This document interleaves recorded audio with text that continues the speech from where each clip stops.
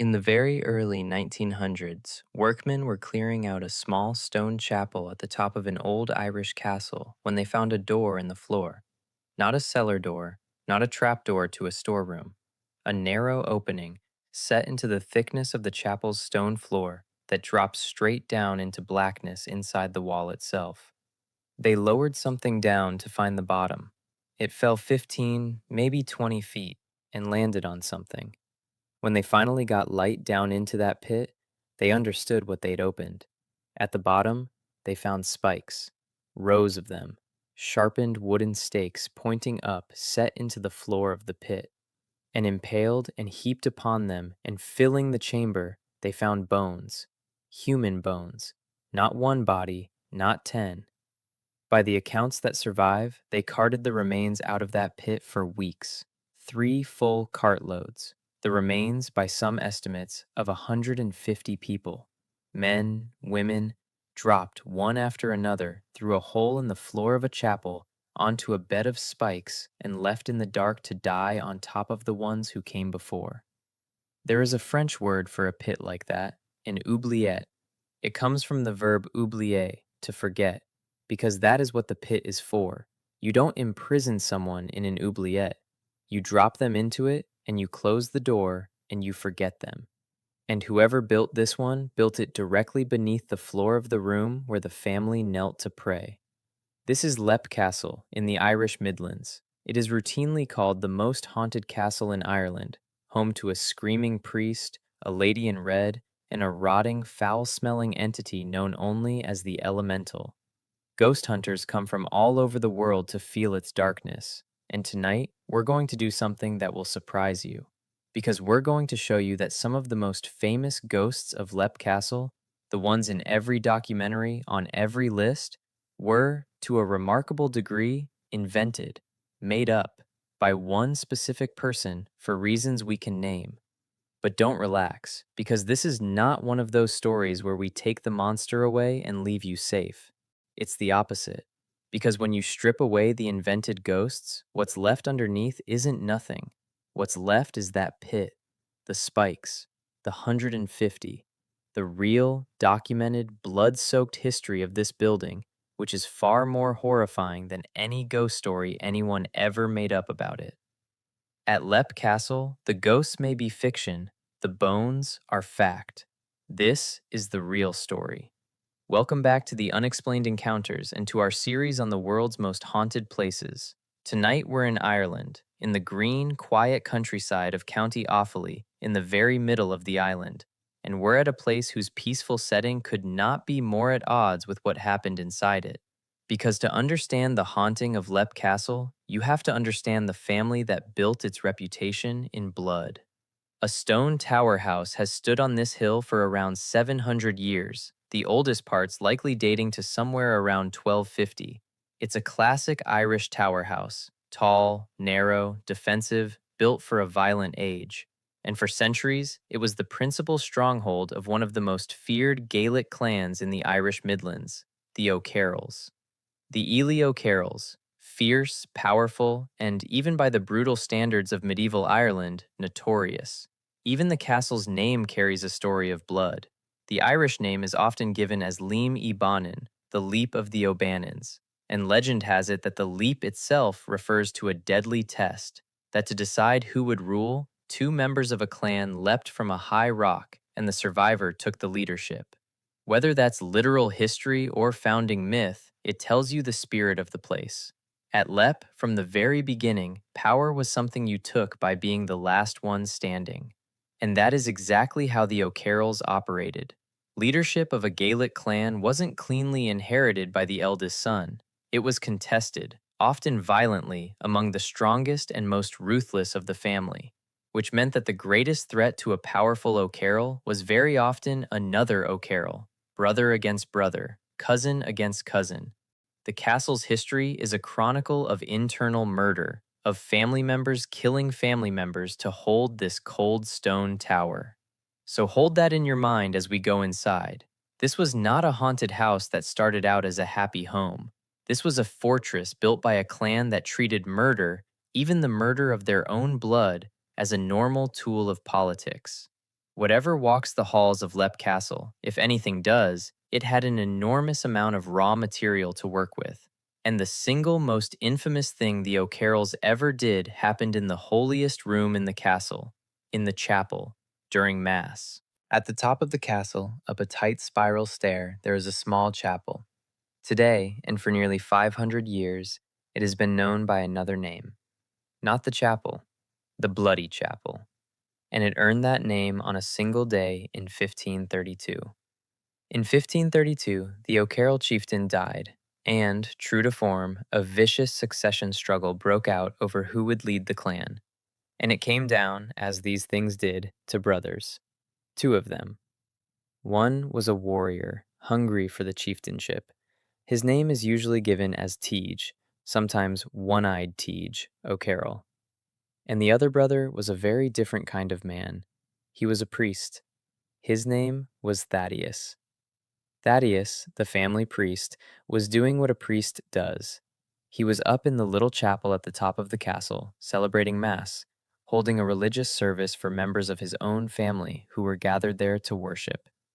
And as Thaddeus stood at the altar, in the middle of the sacred rite, his brother came up the spiral stair. Teej O'Carroll walked into the chapel, into the Mass, drew his sword, and drove it into his brother's back. Thaddeus, the priest, fell forward onto his own altar in front of his praying family and died there, on the stone, in the middle of the service he was leading. Sit with the sheer transgression of that. Not just a murder, a fratricide, the killing of a brother, committed in a chapel, during Mass, at the altar. It is difficult to imagine a more total violation of everything a person in that time held sacred.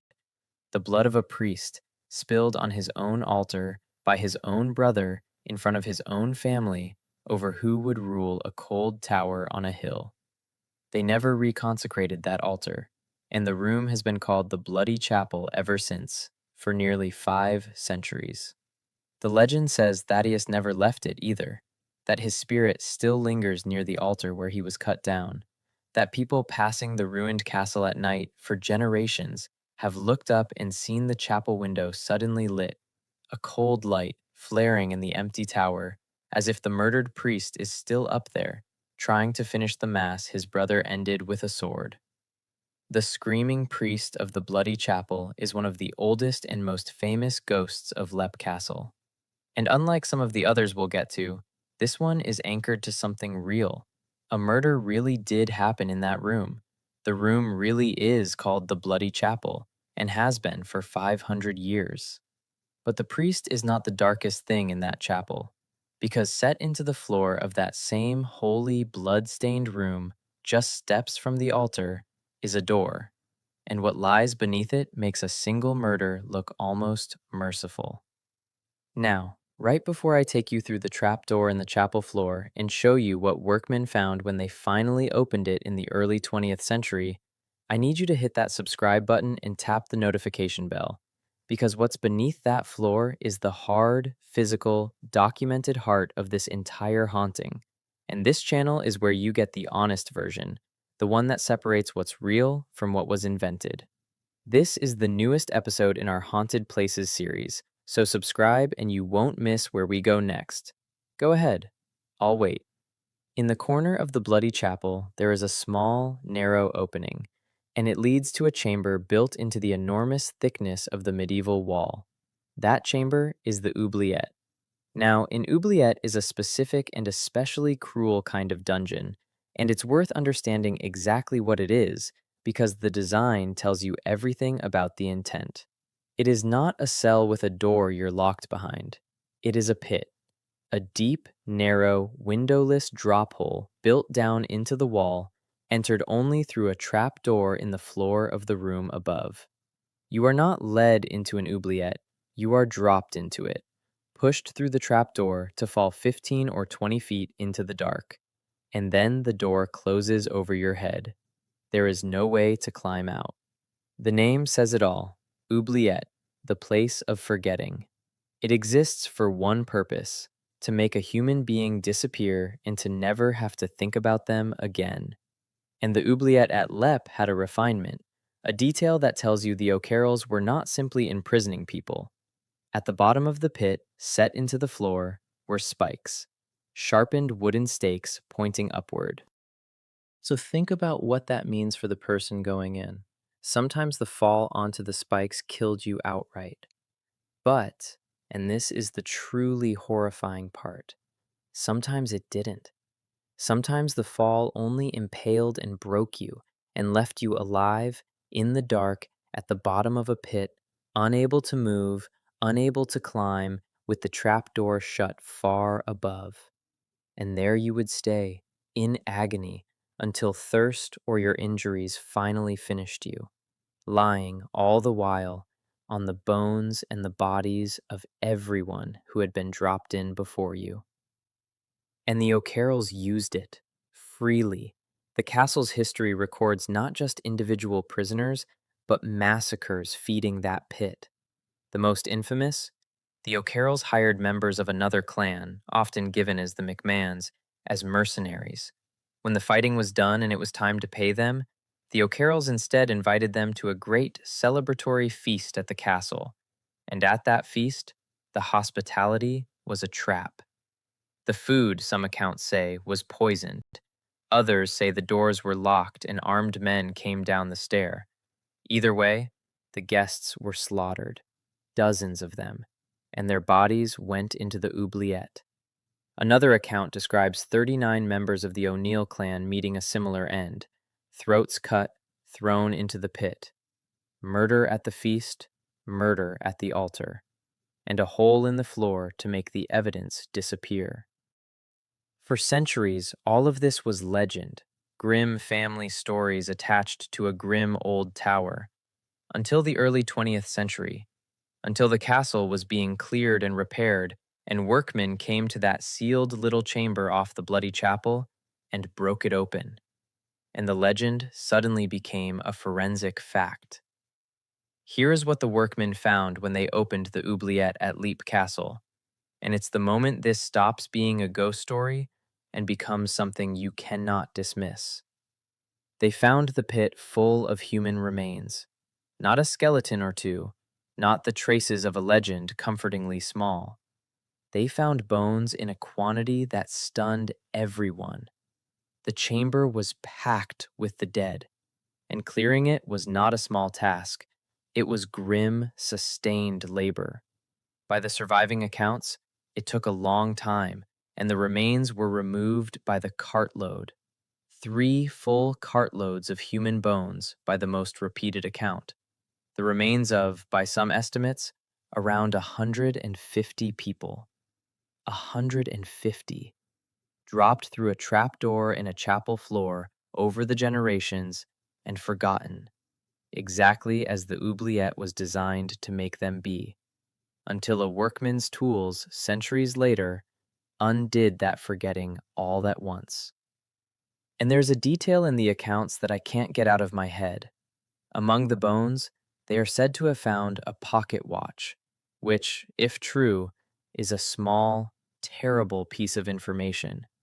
Because a pocket watch means that this pit was not only feeding on medieval prisoners, it means someone went into that hole far more recently than the days of the O'Carroll clan. The forgetting, it seems, went on for a very long time. This is the thing I most want you to hold on to, because it's the anchor of everything. Ghost stories are, by their nature, unprovable. You cannot weigh a screaming priest, but you can weigh 3 cartloads of bones. The oubliette is real. It's still there. You can look at the trapdoor in the chapel floor to this day. The atrocity is not a rumor. It happened on a scale that's genuinely hard to sit with, and the physical evidence came up out of the ground in living memory. So when people call Leap Castle the most haunted place in Ireland, remember that underneath all the ghost lore is this: a documented pit full of the documented dead. Whatever else is true or invented here, that much is bedrock. Which makes what I'm about to tell you next all the stranger, because some of Leap Castle's most famous ghosts, the ones you've probably heard of, the ones that made it world famous, do not come up out of that pit at all.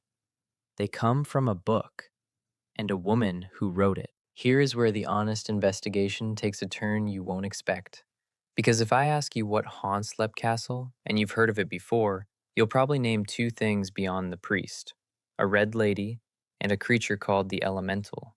They're on every list, they're in every documentary, and they can be traced to a remarkable degree to one person, a Victorian novelist named Mildred Darby. Let me explain, because this is the most interesting thing about Lep Castle, and almost nobody tells it. In 1649, the castle had passed from the O'Carrolls to an English family, the Darbys, and they held it for centuries. And in the late 1800s, a woman named Mildred Darby married into that family and came to live at Lep. Mildred was a writer. Specifically, she was a Gothic novelist. She wrote dark, supernatural fiction under a pen name, and she was deeply fascinated by the occult. She held seances in the castle's corridors. She dabbled in automatic writing, trying to contact the dead. She was, in short, a professional teller of ghost stories, living in a real castle with a genuinely bloody history, actively going looking for spirits. And in 1908 and 1909, Mildred Darby published accounts of what she claimed to have experienced at Lep, including in a magazine called The Occult Review. And it's in her vivid, gothic, first person writing that the castle's most famous modern ghost truly comes to life: the elemental. She described it unforgettably: a thing about the size of a sheep, gray and hunched and horrible, a half decomposed, near human face with dark hollows for eyes staring into hers, and above all, the smell, an overpowering, rotting, sulphurous stench of decay that came with it and turned her stomach.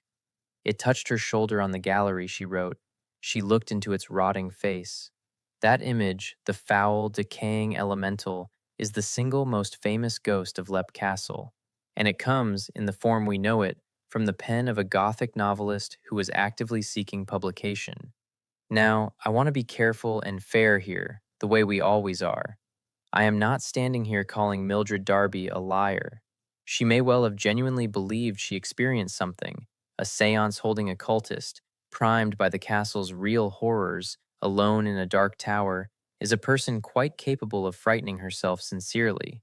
But whether she believed it or not, the crucial fact is this: the elemental and much of the Red Lady lore entered the world as published Gothic writing by a professional fiction writer who had every reason, commercial and personal, to make Lep Castle sound like the most haunted place in Ireland. She promoted that exact reputation. She may quite literally have written it into being. So here is the honest and slightly deflating truth about Lep Castle's most famous spooks.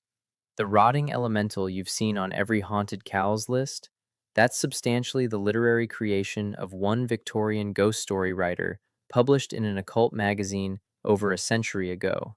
Strip away Mildred Darby, and a great deal of Lep Castle's celebrated haunting, the part that made it globally famous, goes with her, which would be the end of a nicely skeptical little story, except for one thing, the thing we started with, because Mildred Darby didn't invent the trapdoor, and she didn't invent the bones.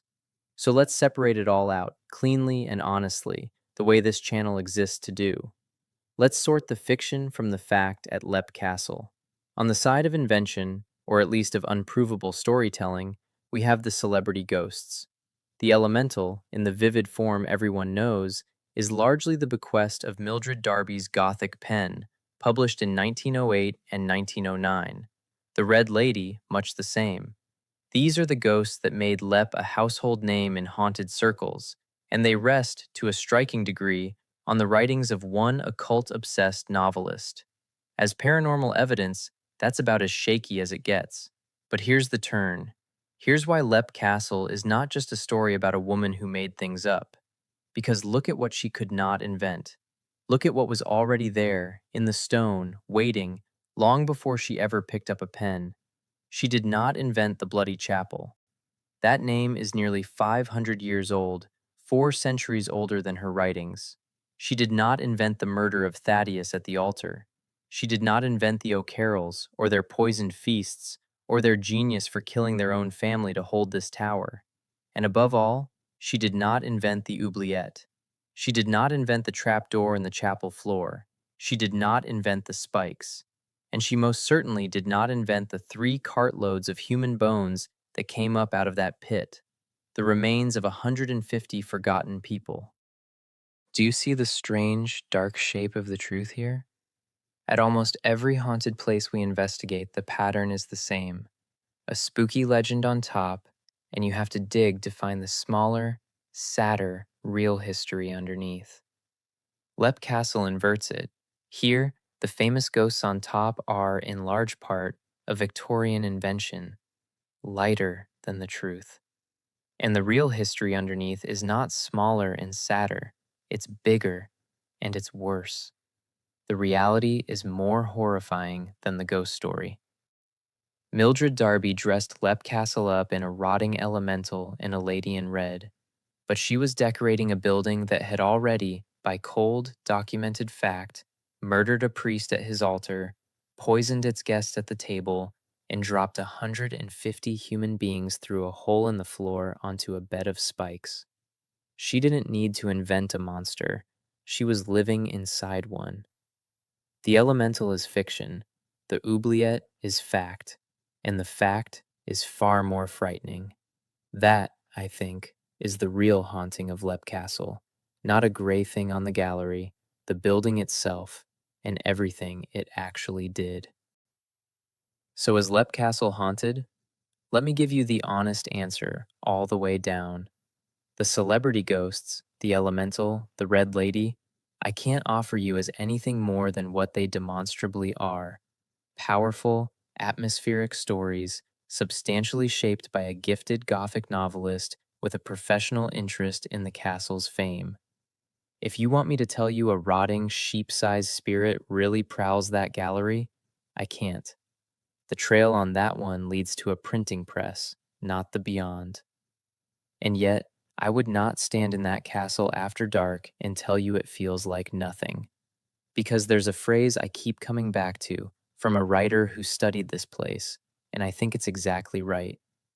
The ghosts of Lep Castle, he wrote, are the residue of how thoroughly the building was used. Sit with that. This is not a place where one sad thing happened once. This is a building that served, for centuries, as a machine for murder. A place where killing your brother at the altar was a career move, where hospitality was a method of execution, where the architecture itself included a purpose-built hole for making people disappear. Whatever a place absorbs, if it absorbs anything at all, Lep Castle had 300 years of the very worst of human behavior soaked into its stones. You don't need to believe in the elemental to feel the weight of that. You only need to stand in a small stone chapel and look down at a trap door in the floor and know, as a documented fact, not a legend, that 150 people went through it into the dark. That's not a ghost story. That's history. And history here is heavier than any ghost. The castle still stands, by the way. It was gutted by fire in 1922 during Ireland's turbulent birth as a nation and stood a burned shell for decades. But it was later bought and lovingly restored by a private owner, an Irish musician who lives there still, with, as he'll cheerfully tell you, whatever else shares the place. He treats the castle and its dead with a kind of respect, which, after everything that was done there, feels like the right note to end on. Because in the end, Lep Castle asks you a genuinely unsettling question. We came looking for ghosts, and we found that some of the most famous ones were, in a sense, made up. And that discovery should have made the place less frightening. Instead, it made it more, because it turned our attention from the invented monsters back to the real ones, the men who built the pit and used it and knelt to pray on the floor above it. The scariest thing at Lep Castle was never the elemental. It was the people who lived there and what they were willing to do. Lep Castle is called the most haunted castle in Ireland, famous for a screaming murdered priest, a red lady, and a rotting entity called the Elemental. But the honest investigation splits cleanly in two. The celebrity ghosts, the Elemental above all, are, to a remarkable degree, the literary creation of a Victorian Gothic novelist, Mildred Darby, who published them in an occult magazine in 1908 and 1909 and promoted the castle's dark fame. What she could not invent is the part that matters. The Bloody Chapel, named for the 1532 murder of a priest at his own altar by his own brother. The poisoned feasts, and the oubliette, the spike pit dungeon beneath the chapel floor, from which, in the early 20th century, 3 cartloads of human bones were removed, the remains of perhaps 150 forgotten people. At most haunted places, the legend is scarier than the truth. Lep Castle is the rare reverse. The ghosts are fiction, the bones are fact, and the fact is far more horrifying than any ghost. The real haunting of Lep isn't a spirit on the gallery. It's the documented memory of everything that was actually done inside those walls. Hit that like button if the real history chilled you more than the ghosts. Subscribe to the Unexplained Encounters and tap the notification bell, because next week, we continue into the world's most haunted places and the true histories underneath them. In tonight's comment question, a real one, when the famous ghosts of a place turn out to be partly invented, does that make it less haunted or more? Does knowing the real atrocity, the pit, the bones, hit harder than any spirit could? Tell me where you land. And if you've been to Leap or anywhere with a history like it, I want to hear what it actually felt like to stand there. Drop it below. I read every single one. I'll see you next week. Sleep well.